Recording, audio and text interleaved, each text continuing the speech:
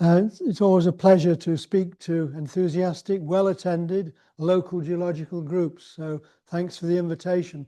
And I hope this talk will interest you because there's quite a lot of local interest in it. So I'm going to be talking about sunken lanes of southern England with the occasional mention of ones further afield. So what is a sunken lane, just for those of you that aren't sure? It's a road or track which is incised below the general level of the surrounding landscape, often by several meters. It's formed by the passage of people, animals and vehicles, and maybe thousands of years old.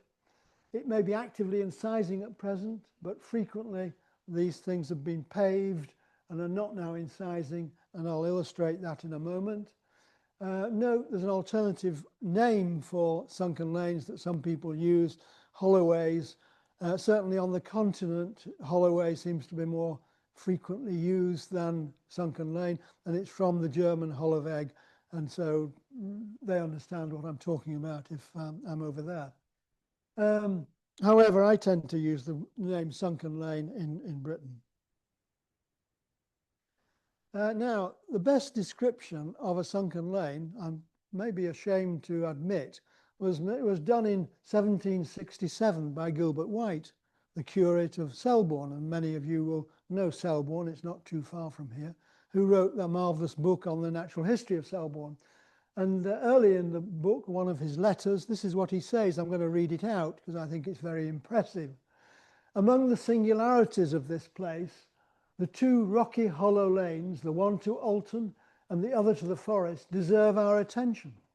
These roads running through the marmlands, that's the upper greensand, by the way, are by the traffic of ages and the fretting of water worn down through the first stratum of our freestone, partly through the second, so that they look more like watercourses than roads. In places they are reduced to 16 or 18 feet beneath the level of the fields. I love that phrase in the middle there, the traffic of ages and the fretting of water.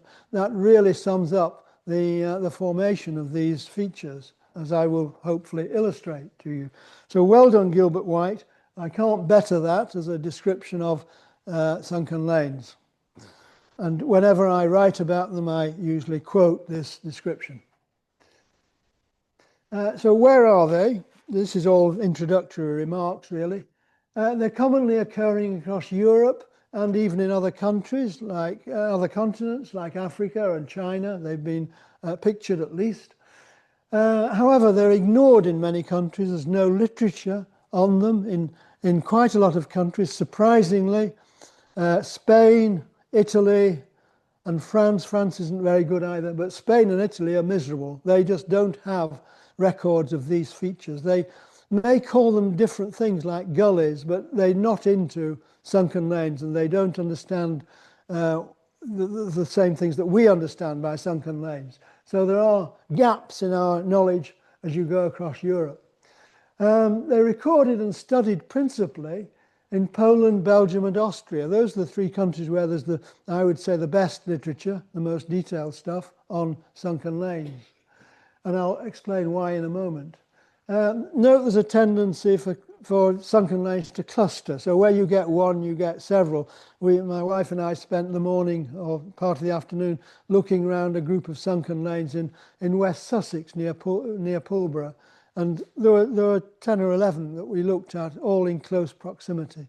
Now this is because of the conditions are ripe in areas like this for the development of sunken lanes, and this is why you get this clustering phenomena.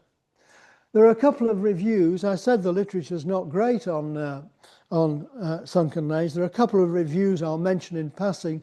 There's one a group of us did on European ones in 2021, and I did one in 2022 on the sunken lanes in Southern England in proceedings of the Geologists Association.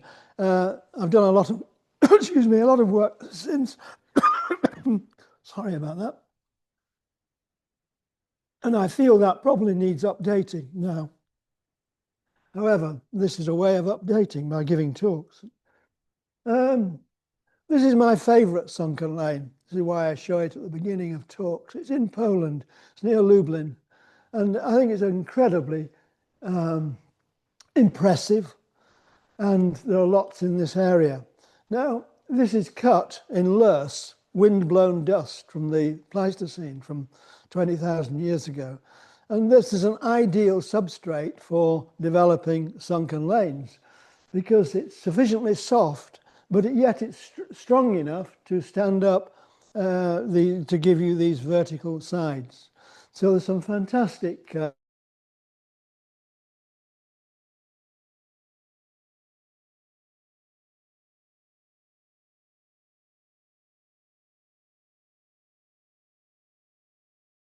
wine in cellars in the sides of them in Austria. It's quite an industry. Unfortunately, it's in German, so for some of us, it's hard going working through that Austrian book on sunken lanes. Anyway, you've seen my favorite, so everything's downhill now because this is just about the best I've ever seen, I think. Okay, just to get closer to here, in southern England, there are quite obvious clusters of sunken lanes. In West Sussex, where we were today, and I'll be showing you quite a few pictures because that's where I've mainly worked. In Surrey, around here, and I'll have some information on that in a moment. Kidderminster area of the West Midlands on the sandstones, there's absolutely nothing written about that area. Nobody's done anything on it. Somebody needs to spend some time there looking at their sunken lanes. The Otter Valley, Devon, I've worked in mainly from a flooding perspective, but the sunken lanes are quite important in that flooding story there. I should mention that when I was asked to give this talk nearly a year ago, I said, yes, certainly, but I know nothing about Surrey. But I was aware that there were a lot of sunken lanes around Leith Hill, for example. And I said I'd give the talk, but I'd probably say nothing about your area.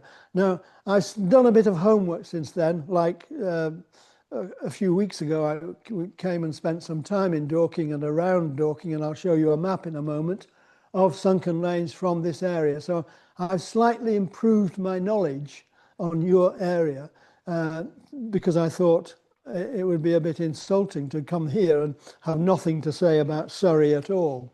So I've done my best. Let's see what you think about it in a moment.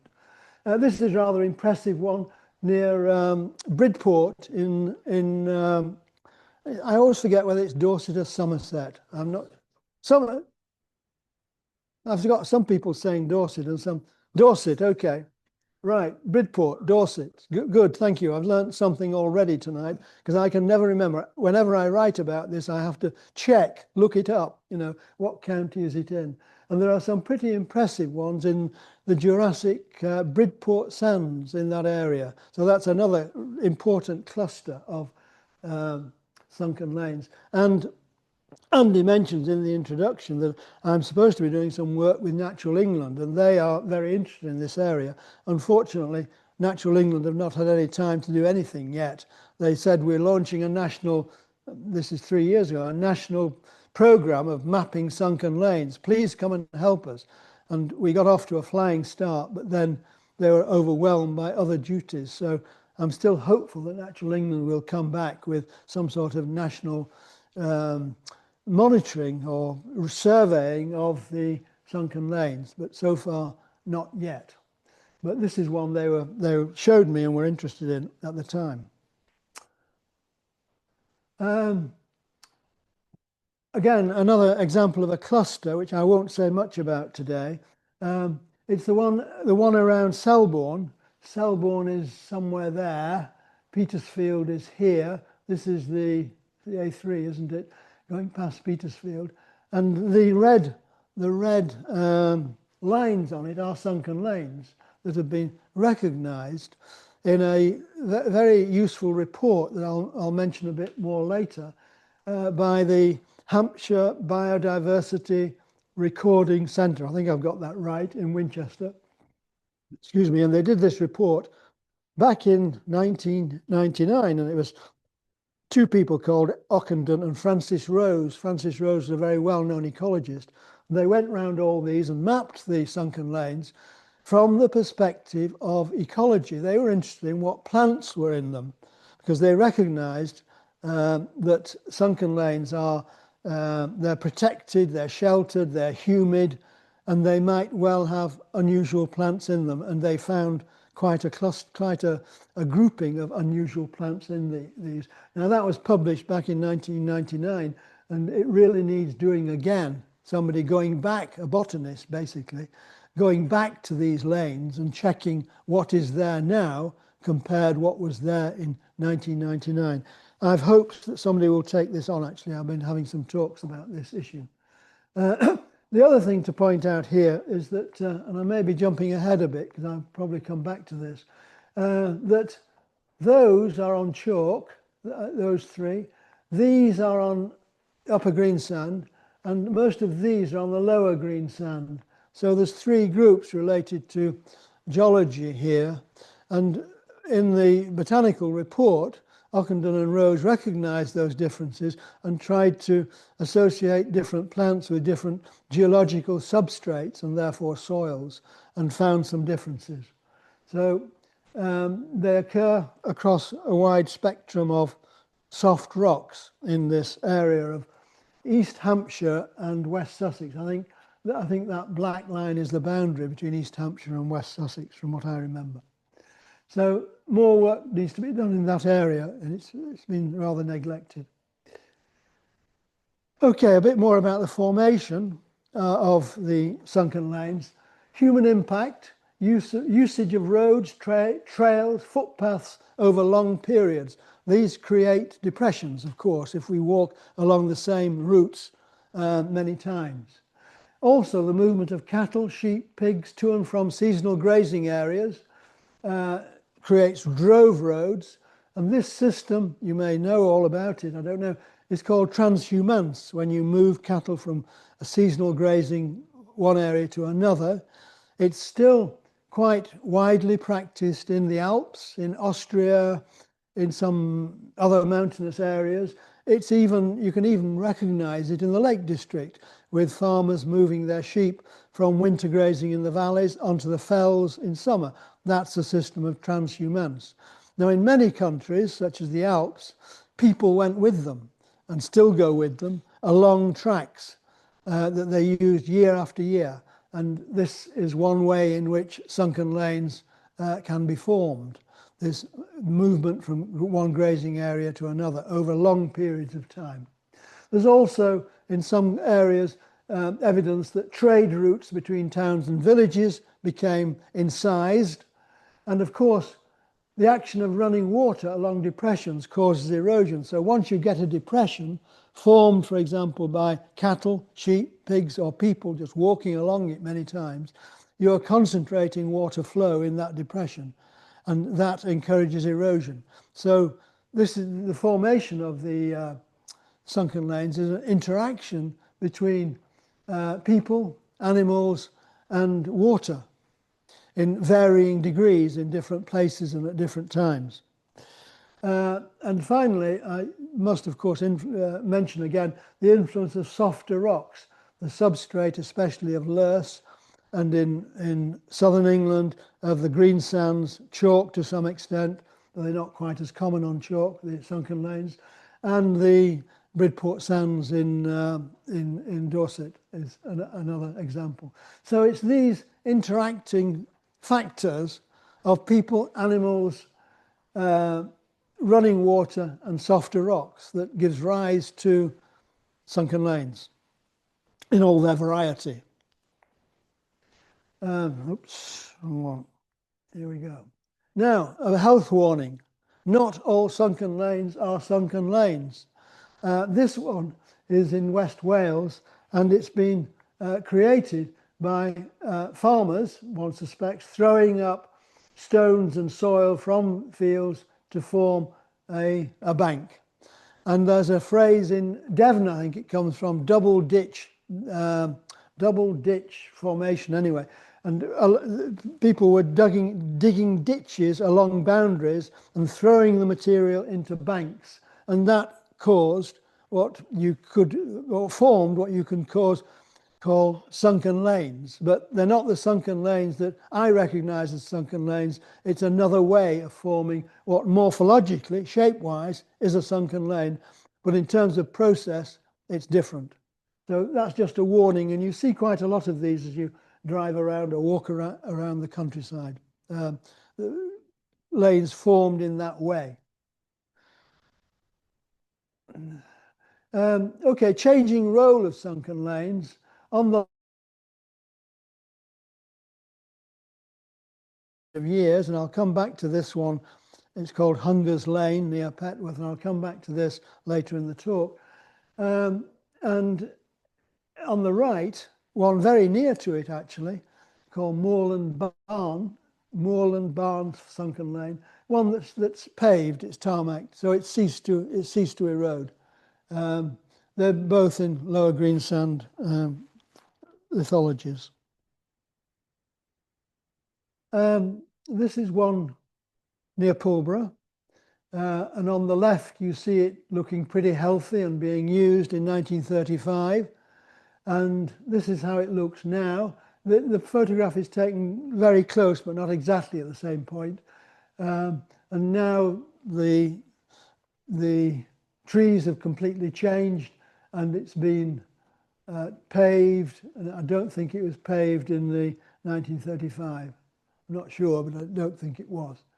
So they change through time. This is just to show you that sunken lanes can change substantially through time. Now, this may seem a bit of a diversion, but it's not. I hope to prove that this is interesting to you. How I got interested in sunken lanes.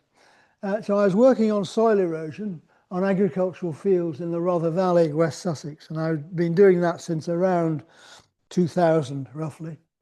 The sunken lanes in that area were fulfilling an important role in connecting valley sides to rivers, flow of runoff and sediment, and greatly increasing the drainage density of the area because they were adding to the stream drainage density. And that was leading to increased pollution of the freshwater systems, particularly the River Rother. And that I was interested in at the time, and I'm still very interested in the pollution of the river and where the pollution is coming from. Now, the point is that sunken lanes play a part in that pollution story. And back in 2013, I wrote a paper on the hydrological role of sunken lanes. So that's how I got interested in sunken lanes from around then onwards.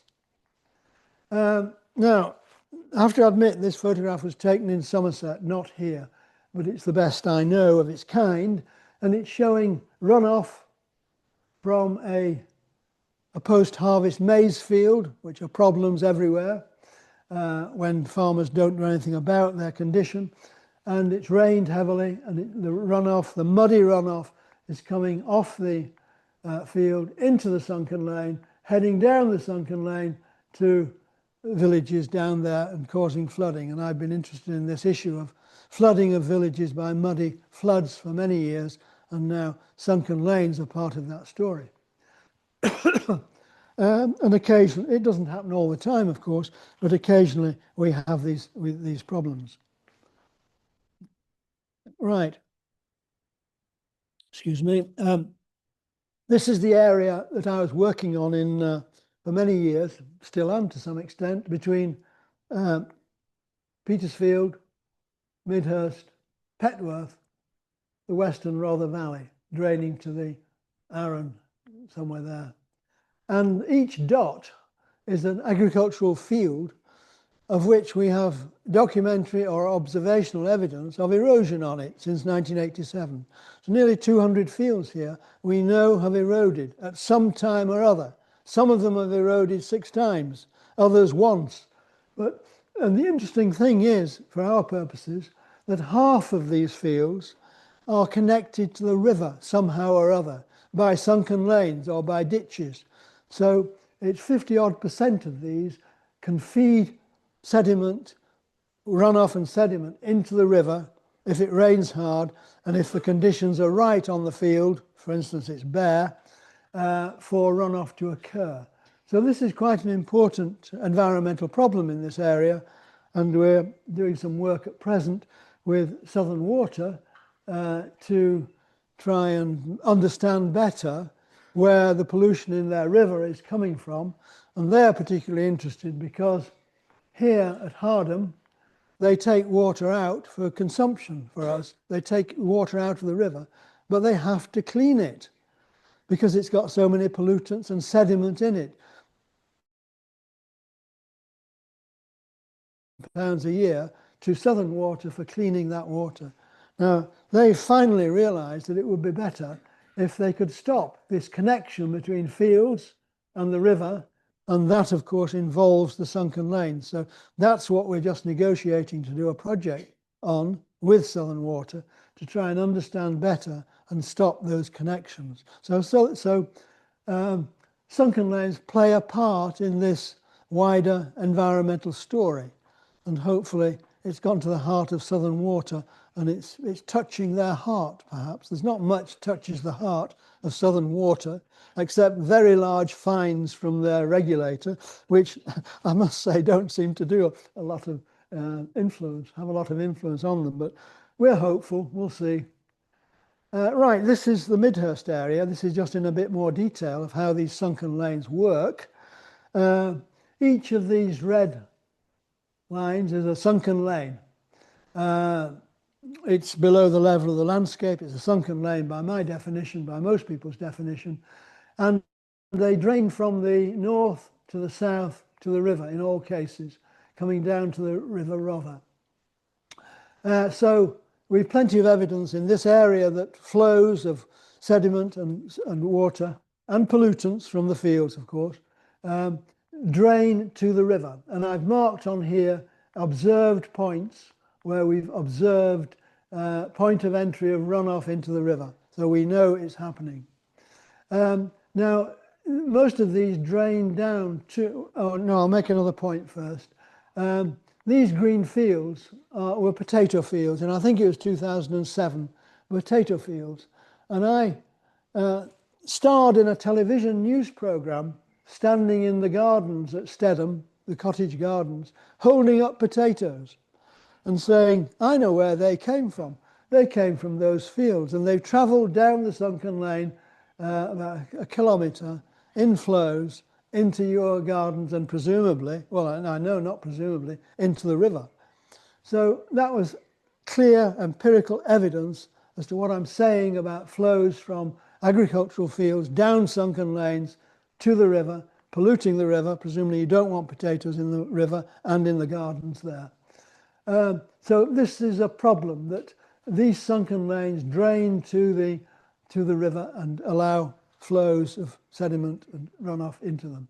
One other point here is that these villages, Iping, Stedham, Woolbeeding, whatever that was called, I can't remember, they are Saxon age. They were established by the Saxons, from what we can gather, in 600, 700 AD. And these were crossing points, important crossing points of the river. That's why they were established there.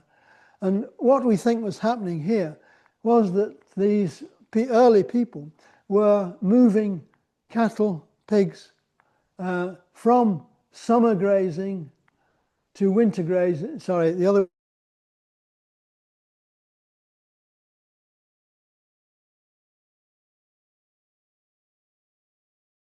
system in the Rother Valley that helped to form the sunken lanes.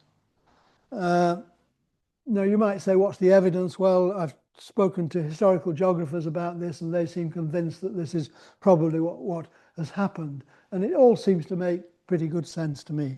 Anyway. This is the one I've just been showing you. That one at Iping comes down to the river at Iping. And this is what it looks like. It's a pretty impressive feature. And you can imagine what it's like when there's flows of water and sediment down it. Now, I know you want a bit of geology in this talk. The Reading Geological Society, who I did a field trip for a year ago in this area, very kindly, it's a man called Ross Garden who did this for me. He drew up a geological diagram to show amateur geologists like myself where the sunken lanes fit in terms of geology. So there's 3 named on here that we visited that day. The one at Iping that you've just seen there, the one at Moreland's Barn, which I showed you a picture of earlier, a paved one, and one which I'll come on to a bit later, Hunger's Lane. And you know that they're all in the Sandgate Formation, perhaps heading into Hythegate as well. I'm not an expert on the differences between the lithologies of the Lower Greensand. It doesn't strike me that they differ a lot, but I'm sure some of you would disagree. You know more about it than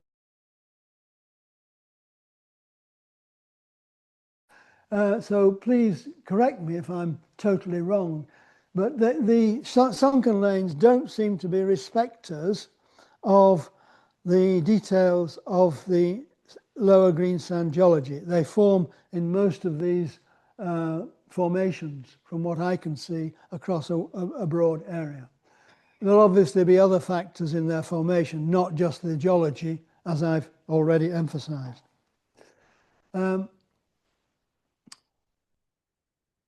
How do we find sunken lanes? Well, one easy way to find them is using the OS 1 to 50,000 maps and using this symbol, the cutting symbol.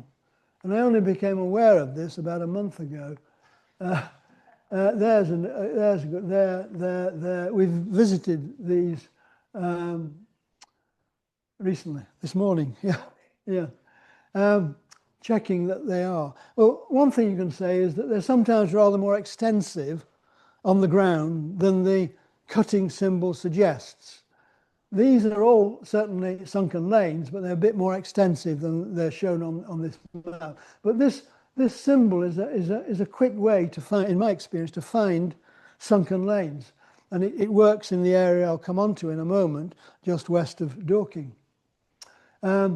However, again, there's a health warning here that not all OS maps are as good at showing the cutting symbol as others. And if you go to the classic area of Selborne, Gilbert White's area, where I've already shown you a map of sunken lanes dotted all over it, they're not on the OS map. The OS surveyors have recognised about 2 cuttings on that map. There should be 30 at least.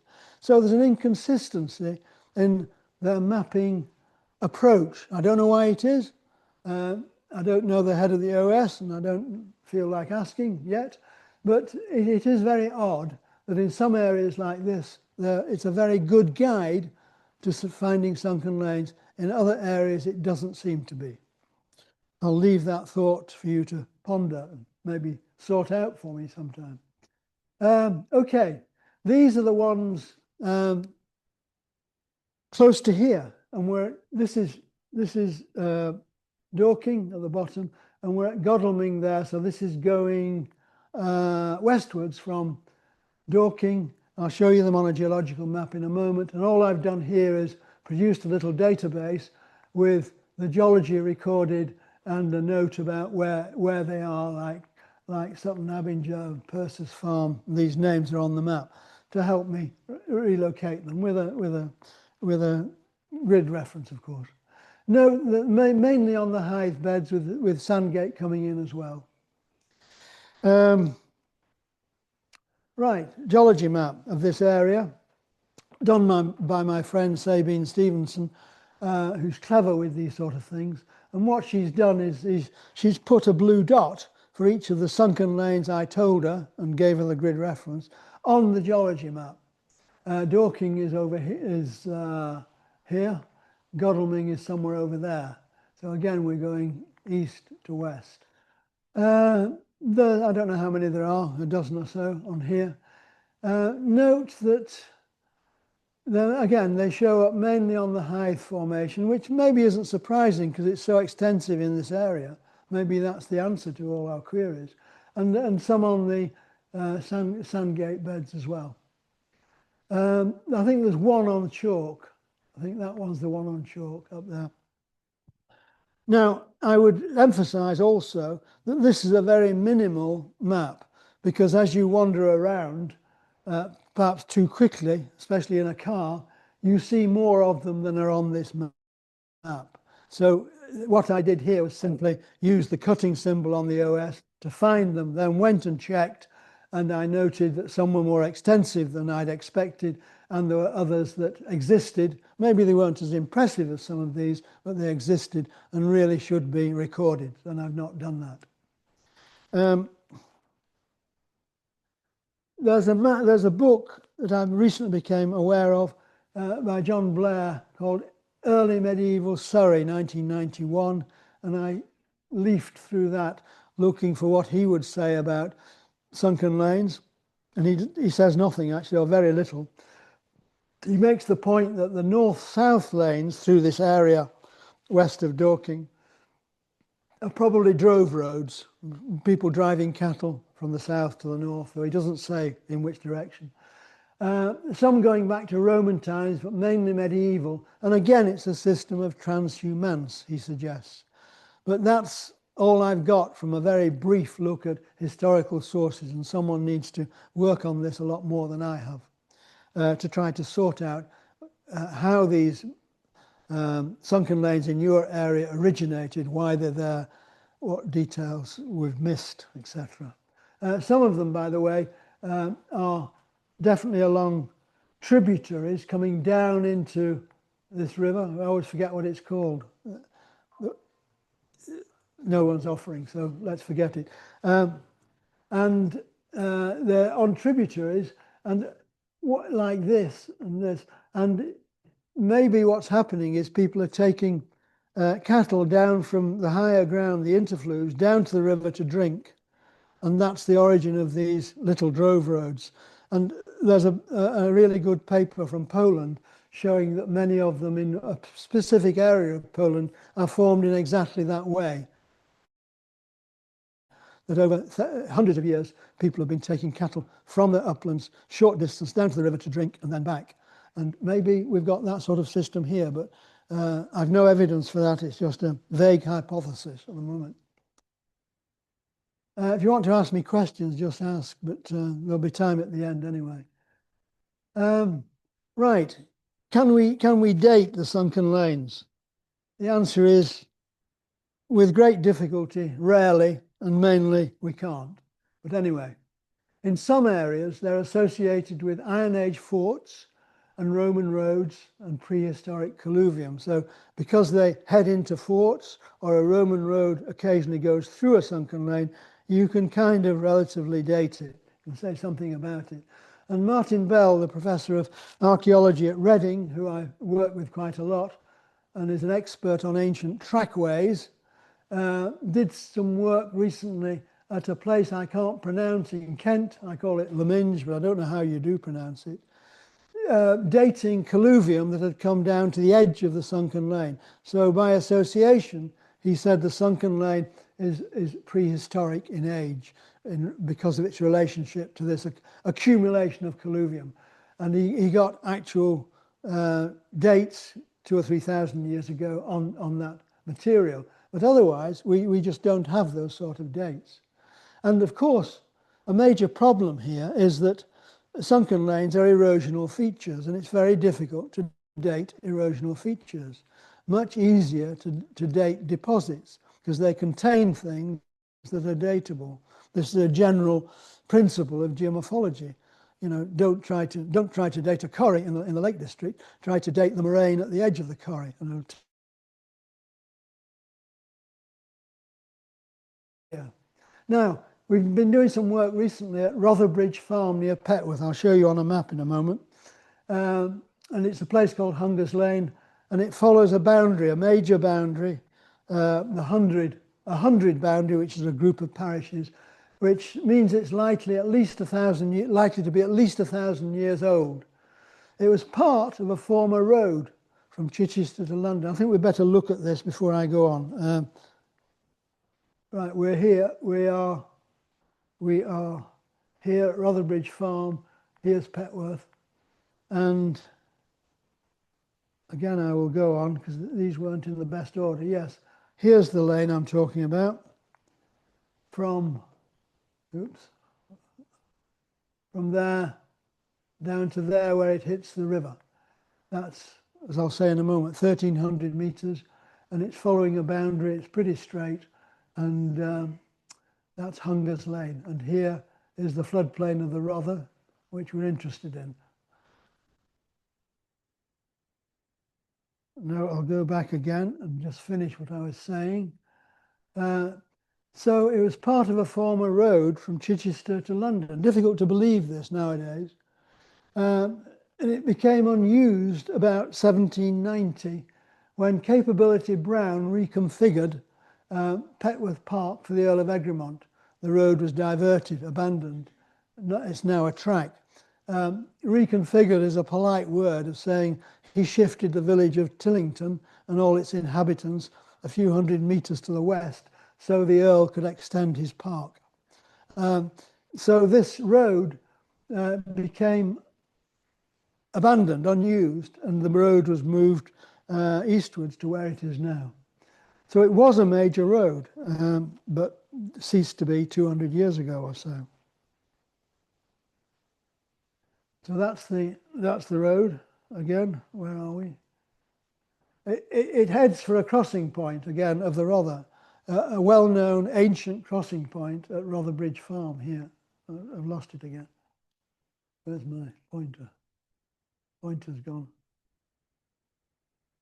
Anyway, you can see where I mean, I think. Oh.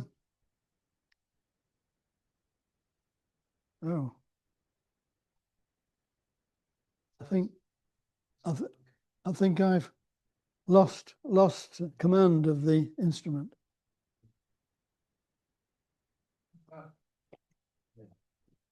What have you got your? I've got my pointer. Right. 1 second. Interlude. The BBC used to have interludes, didn't it?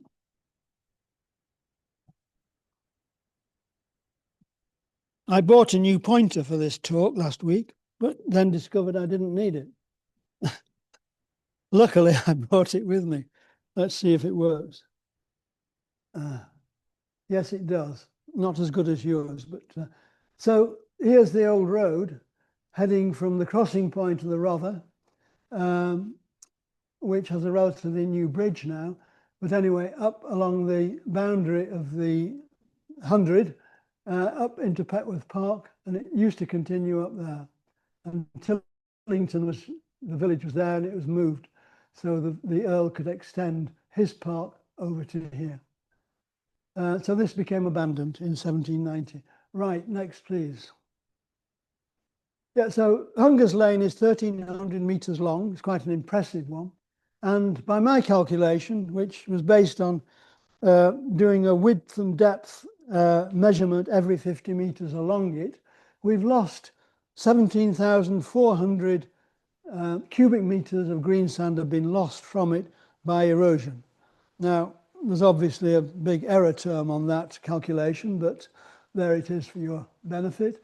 And it would have largely, this material, have gone into the River Rother because it ends up on the floodplain of the Rother, and the Rother is another 150 metres away. So most of it would have gone into the Rother. So we've lost most of it.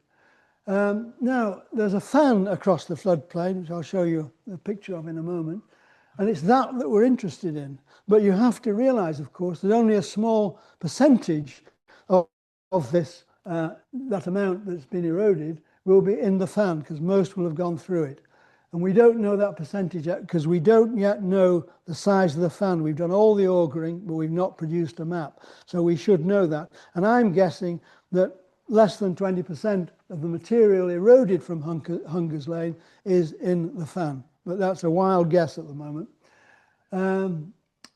Right, so the issue is, can we date the sediments in the fan? We would have liked many sites like this, but Martin and I putting together this proposal to date this fan, couldn't think of any other sites. We've not found any other suitable sites. There must be some, but we don't know them, where material from a sunken lane is stored in some sort of deposit, like a fan, an alluvial fan, and we can then dig into it. But we've not found other sites. Message to me on postcards, please, if you know any. Next, please. Right, this is what Hunger's Lane looked like at the end of the 19th century, and what it looks like now. Those are taken from virtually the same spot. So this is 100 years after it had ceased to be used as a road. It still strikes me as a very small road to be a major road between Chichester and London, but that's what the historians tell me it was. There are bits where you see there might have been a passing place for a cart, for 2 carts, but it's pretty narrow all the way up. And of course, nowadays, there's been a lot of slumping from the sides as you go up it. So it's considerably changed from its original form. Okay, so that next, please. That's what it looks like. Right, we're here. We're ready to dig. The Hunger's Lane is behind Martin Bell's head in those trees. You can't see it because it was midsummer last year and everything's got leaves on it.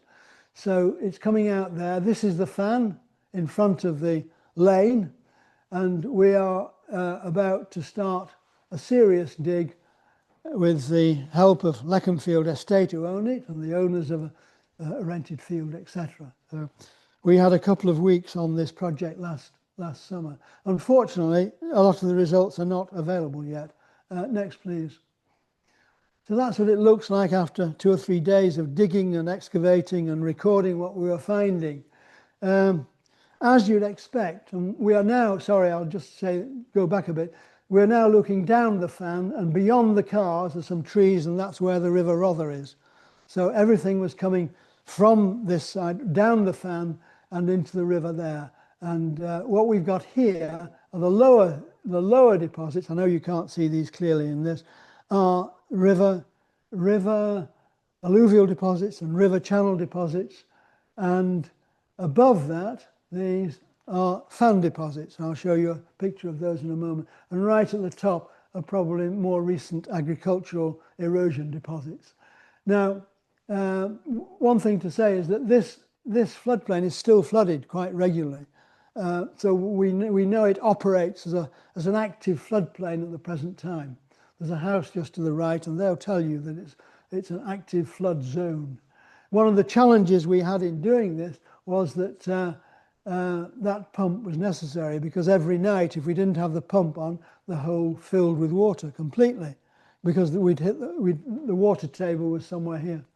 So that was a bit of a challenge, and that's why we had to employ a pump at vast expense to do that draining before we could dig every day. Right, next please. Right, this is what the part of the fan looks like.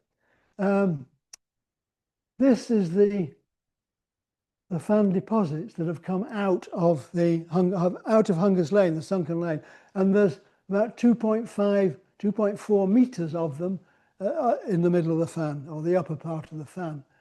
And they're quite different from the river deposits. These are green sand with a few cobbles, blocks, gravel in them, but mainly soft sandy deposits.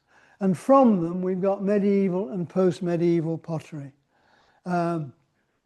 So we know that, pretty certain, that this lot has accumulated in the last 1,500 years. It's not older than that, with the proviso, of course, that there weren't older deposits down here swept away by younger deposits and younger flows and maybe the river, and we can't know about those. We've got some material for dating, but it's not been dated yet. We've got some bits of bone and some charcoal from these deposits. So that's a story to come, we hope, when we get some datable material. Right, next please, we're nearly there. So I want to conclude with a few comments about sunken lanes in general. and their multifunctionality, if that's the right word. Many are used, I think the majority are used now as roads. They're paved and they're active part of the road network in rural areas. The unpaved ones are much rarer in my experience, like Hunger's Lane. Many form, especially the unpaved ones, form quite useful footpaths of recreational value for cycling and walking, etc. They are, of course, historic features of the cultural landscape and should be appreciated as such. I would say in England they're not much appreciated. There are military significance in some areas, the sunken lanes, because they provide routeways for armies or bits of armies. And we've got evidence from the American Civil War, from the English Civil War, from Normandy. Waterloo I missed off there. That also Sunken Lane played a part in Waterloo. The English Civil War, if you go to a place called Hinton Ampner in West Sussex, there's a nice National Trust property there. There was a battle there in 1646 when the parliamentarians at Hinton Ampner advanced up the hill to dislodge the royalists, to defeat them actually, chase them away. And they used sunken lanes for that advance. So they're useful strategically in battles if you've got them in the right place, of course. Hardly seems necessary to say that they're of geological interest. They give good exposures in many places. They're often referred to as geosites, and in some countries, particularly Poland and Belgium, they're designated as important geosites where you can go and have the geology explained to you. They're regarded as educational value, and there are posters up about what you can see. I think we hardly do any of that in Britain. Maybe the one I showed you from the Bridport Sands, at least the owners of it, the Simonsbury Estate, have produced a booklet about the sunken lane there. And that's a rare bit of education related to sunken lanes in Britain. I mentioned this earlier, of ecological value, they're refuge sites, and that's the report by Ockenden and Rose, which is the important document in this theme. The sunken lanes of East Hampshire and their conservation, unpublished report. And as I said earlier, they found quite a lot of interesting plants in them, and it really needs redoing by a competent botanist. And as I said at the beginning, they're hydrologically significant. They add to the hydrological network. I would say that's often a disadvantage. They leads to pollution and flooding in places where you don't want it. Pollution of rivers, flooding of villages in quite a few areas. And I think that's it. I've got some thanks. Next, please. Yes, I wanted to thank Ross Garden of the Reading Geological Society for maps, Dr. Sabine Stevenson for maps that she's provided, Jennifer Foster, that's Martin Bell's wife, who's a genius with making maps, and I've used one of hers in that talk, Martin Bell for discussions and archaeological input, Hampshire Biodiversity Information Centre, that's the Ockenden and Rose report, the B.A. Leverhulme Fund for funding our excavation at Rotherbridge Farm, which we've not yet finally produced a report on, and the Leconfield Estate for permission to excavate there. So a lot of useful collaborators and good friends who've contributed to what I've had to say tonight. So thank you very much, and I'm open for questions.